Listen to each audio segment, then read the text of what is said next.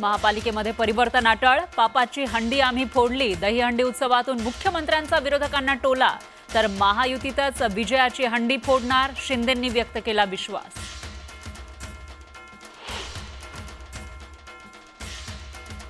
मुंबईसह उपनगरात दहीहंडीचा उत्साह शिगेला. कोकण नगर गोविंदा पथकानं रचला इतिहास. दहीहंडी उत्सवात 10 थरांची सलामी देत रचला विश्वविक्रम.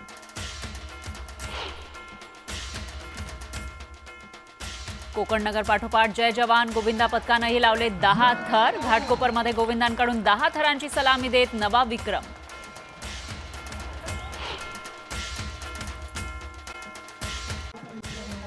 दहीहंडी सोहळ्यात महिला गोविंदाचाही सहभाग. दादरमध्ये फोडली मानाची हंडी. भर पावसात उत्साह शिगेला.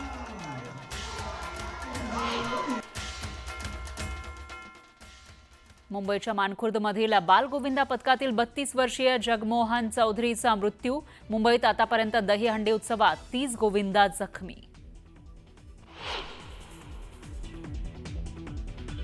गावकीचा विचार करताना भावकीला विसरले. रोहित पवारांचा काका अजित पवारांना चिमटा, तर भावकीकडे लक्ष दिलं म्हणून आमदार झालात, अजित पवारांचं प्रत्युत्तर.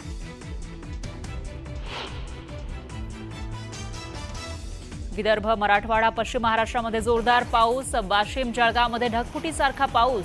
सोलापुरात खरीपाची पिकं पाण्याखाली.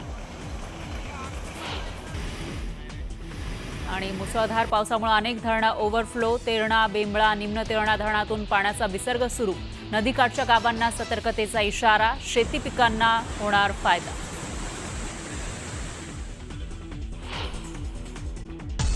ब्रेकनंतर स्वागत. आता बुलेटिनमध्ये घेऊया बातम्यांचा वेगवान आढावा.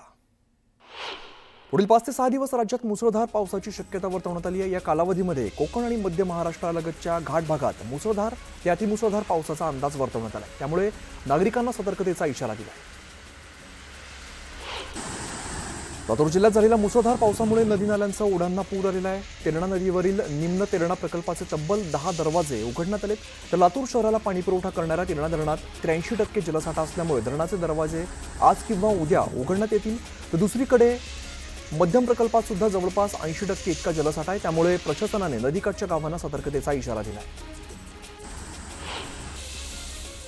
बदलापूरजवळील बारवी धरण 100% भरलंय. बारवी धरण क्षेत्रात जोरदार पाऊस झालाय. धरण ओव्हरफ्लो झालेलं आहे. त्यामुळे धरणाच्या 11 दरवाजांमधून पाण्याचा विसर्ग सुरू असून नदीकाठच्या गावांना सतर्कतेचा इशारा दिला आहे. सोलापूर जिल्ह्यात पावसाने जोरदार हजेरी लावली आहे. मुसळधार पावसामुळे सीना नदीला पूर आलेला आहे. सीना नदीकाठच्या नागरिकांना सतर्कतेचा इशारा दिलाय. शेती पिकं पाण्याखाली गेल्यामुळे शेतकरी चिंतेत आहे. बीडमधील पोत्रा गावामध्ये नदीला पूर आलेला आहे. पुलावरून पाणी वाहत असताना पाण्यातून प्रवास करणं शेतकऱ्यांना चांगलंच महागात पडतंय. जोरदार प्रवाहाबरोबर वाहून जात असताना सुदैवाने शेतकरी शेतातील गाळामध्ये अडकल्यामुळे या शेतकऱ्याचा प्राण वाचलाय. बीड जिल्ह्यात पावसाने जोरदार हजेरी लावली. त्यामुळे मांजरा धरण 80% भरलंय. पावसाचा जोर वाढल्यास धरणाचे दरवाजे उघडण्याची शक्यता आहे. त्यामुळे नदीकाठच्या नागरिकांना सतर्कतेचा इशारा दिलाय. सोलापूरच्या अक्कलकोट तालुक्यामध्ये पावसाने जोरदार हजेरी लावली आहे. भुरीकवठा तलावाची पाणी पातळी वाढल्यामुळे पाणी तलावाबाहेर गेले. नदी नाल्यांना पूर आल्यामुळे नागरिक जीव धोक्यात घालून प्रवास करतात. बीडच्या बिंदुसरा प्रकल्पावरील स्टंटबाजी तरुणाला चांगलीच भोवली आहे. पाण्याच्या वेगवान प्रवाहासोबत वाहून जात असताना इतर तरुणांनी मदत केल्यामुळे त्याचं प्राण वाचलं. यवतमाळच्या उमरखेडमध्ये मुसळधार पावसाने हजेरी लावली आहे. यामुळे नदी नाल्यांना पूर आलाय.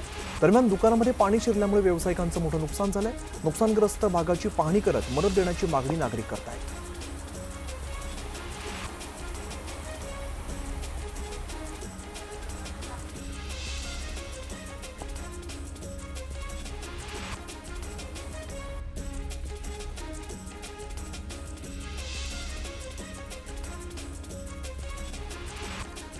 वाशिमच्या किनीखेड, कोठारी, निंबी यासह अनेक ठिकाणी ढगफुटी सदृश्य पाऊस झालेला आहे. पावसामुळे नदी नाल्यांना पूर आलाय. नदीकाठच्या शेतीमध्ये पाणी शिरल्यामुळे सोयाबीन, हळद, कपाशी, मूग आणि उडीद या पिकांना याचा मोठा फटका बसला. नांदेड जिल्ह्यातील पावसामुळे शेतीचं आणि घरांचं मोठं नुकसान झालंय. पुराचं पाणी शेतात शिरल्यामुळे हजारो हेक्टर शेती पाण्याखाली गेली. त्यामुळे शेतकऱ्यांची चिंता वाढली. नांदेड जिल्ह्याच्या हिमायतनगर तालुक्यामध्ये हदगाव हिमायतनगर रस्त्यावरती मोठ्या प्रमाणात पाणी साचले। या पाण्यातून थार घेऊन जात असताना थार बंद पडली। पालघरसह केळवे सफाळे या परिसरामध्ये जोरदार पाऊस झाला। पावसामुळे सफाळेसह परिसरातील सखल भागामध्ये पाणी साचले, त्यामुळे वाहन चालकांना मोठी कसरत करावी लागली। आज पालघर जिल्ह्यात पावसाचा ऑरेंज अलर्ट जारी करण्यात आला। पालघरमध्ये प्रसिद्ध असलेल्या महालक्ष्मी मंदिराच्या गडावरील दरड कोसळली। गडावरती पायी जाणाऱ्यांच्या मार्गावरती गडाचा काही भाग कोसळलाय। या दुर्घटनेमध्ये जीवितहानी झाली नाहीये, मात्र दुकानांचं मोठं नुकसान झालंय। नांदेडच्या किनवटमध्ये मुसळधार पावसाने हजेरी लावली। यावेळेला बोधडी गावाजवळ स्कूल बस पाण्यामध्ये अडकल्याची घटना घडली। सुदैवाने स्कूल बसमध्ये विद्यार्थी नसल्यामुळे मोठा अनर्थ टळलाय। दरम्यान बेपत्ता असलेल्या बस चालकाचा सध्या शोध सुरू आहे। चोपडा तालुक्यात वादळी वाऱ्यासह जोरदार पावसाने हजेरी लावली। यावेळेला आलेल्या पावसामुळे मका पिकाचं मोठं नुकसान झालं, त्यामुळे शेतकरी आता संकटात सापडलाय।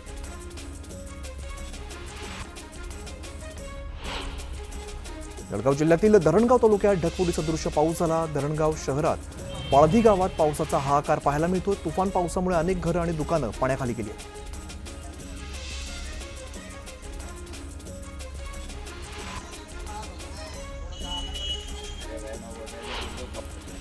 जालन्याच्या परतूर तालुक्यातील वाहेगाव श्रीष्टी या परिसरामध्ये मुसळधार पाऊस झाला। पावसाने गावाशेजारून वाहणारा कसुरा नदीला मोठ्या प्रमाणात पूर आलाय। आता शेतांना यामुळे तलावाचं स्वरूप प्राप्त झालंय।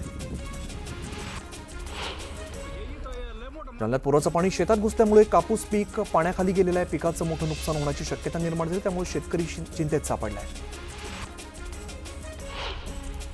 जालन्याच्या घनसावंगी तालुक्यातील ढाकेफळ या ठिकाणी पूल पावसामध्ये वाहून गेलाय। पूल वाहून गेल्यामुळे शेतकऱ्यांना शेतामध्ये जाण्यासाठी मोठ्या प्रमाणात अडचणींचा सामना करावा लागतोय। तातडीने पूल नवीन बांधावा अशी मागणी गावकरी करतात। छत्रपती संभाजीनगरात मुसळधार पावसानं हजेरी लावली आहे। पावसामुळे कन्नड तालुक्यातील सर्वात मोठं असलेलं शिवना टाकळी धरण 93.49% भरलंय। त्यामुळे धरणाचे 3 दरवाजे 20 इंचांनी उघडण्यात आलेत। तर 2280 क्युसेक वेगाने पाण्याचा विसर्ग सुरू आहे, त्यामुळे शिवना नदीकाठच्या गावांना सतर्कतेचा इशारा दिला आहे। साताऱ्यातील पश्चिम घाटात पावसाचा जोर पुन्हा एकदा वाढलाय। कोयना धरणातील पाणीसाठ्यात मोठ्या प्रमाणात वाढ झाली। धरणातील पाणीसाठा आता 90% झालाय। खेडमधील जगबुडी नदीने इशारा पातळी ओलांडली आहे। पाण्याची पातळी 6 मीटरने वाढलेली असून नदीकाठचे रस्ते पाण्याखाली गेले, त्यामुळे अनेक ठिकाणी वाहतूक बंद झाली। त्यामुळे प्रशासनाने पूरप्रवण क्षेत्रातील गावांना सतर्कतेचा इशारा दिला आहे। कोल्हापुरात पावसाचा जोर वाढल्यामुळे राधानगरी धरण 100% भरले। धरणाचे 2 स्वयंचलित दरवाजे उघडण्यात आलेत। 4356 क्युसेक पाण्याचा विसर्ग नदीपात्रात सोडण्यात आला, त्यामुळे नदीकाठच्या गावांना सतर्कतेचा इशारा दिला आहे। गेल्या 2 दिवसांपासून सुरू असलेल्या पावसामुळे नांदेड जिल्ह्यातील सहस्त्रकुंड धबधब्याला रौद्ररूप प्राप्त झाले। सध्या नांदेड, हिंगोली आणि यवतमाळ जिल्ह्यात जोरदार पाऊस बरसतोय। यवतमाळमधील बेंबळा प्रकल्पाचे 4 दरवाजे उघडण्यात आलेत। धरणाचं गेट उघडल्यामुळे नदीला पूर येण्याची पूर्वसूचना प्रशासनातर्फे नदीकाठच्या गावांना देण्यात आली आहे।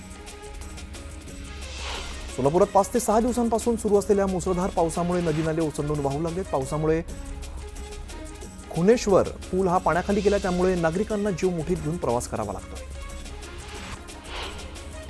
छत्रपती संभाजीनगरात झालेल्या मुसळधार पावसामुळे पिकांचं मोठ्या प्रमाणात नुकसान झालंय। पुराच्या पाण्यात 4 चाकी वाहनं यासह शेतीचं सुद्धा मोठं नुकसान झालंय।